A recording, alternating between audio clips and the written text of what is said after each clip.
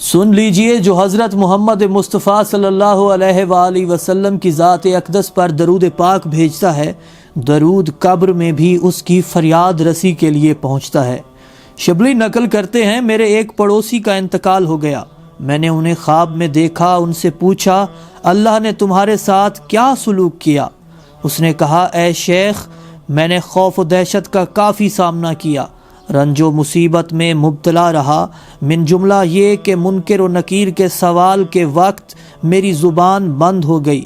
میں خود سے کہنے لگا واہ ویلا، مجھے یہ کن گناہوں کی سزا مل رہی ہے؟ آخر میں مسلمان تھا اور دین اسلام پر مجھے موت آئی تھی۔ ان دونوں فرشتوں نے غصہ میں مجھ سے جواب طلب کیا۔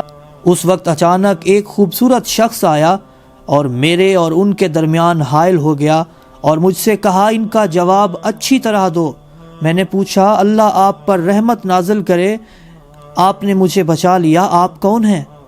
اس نے جواب دیا آپ نے جو رسول خدا حضرت محمد مصطفیٰ صلی اللہ علیہ وآلہ وسلم پر درود بھیجا ہے، میں اس کی برکت سے پیدا کیا گیا ہوں، اور مجھے حکم دیا گیا ہے کہ ہر وقت اور ہر جگہ جہاں بھی رہوں آپ کی فریاد کو پہنچوں۔ بے شک خلق کے سرور، شاہ محشر، مرسل داور، خاص پیمبر حضرت محمد مصطفیٰ صلی اللہ علیہ وآلہ وسلم پر جو شخص درود پاک بھیجتا ہے وہ دنیا اور آخرت میں کامیاب ہوتا ہے۔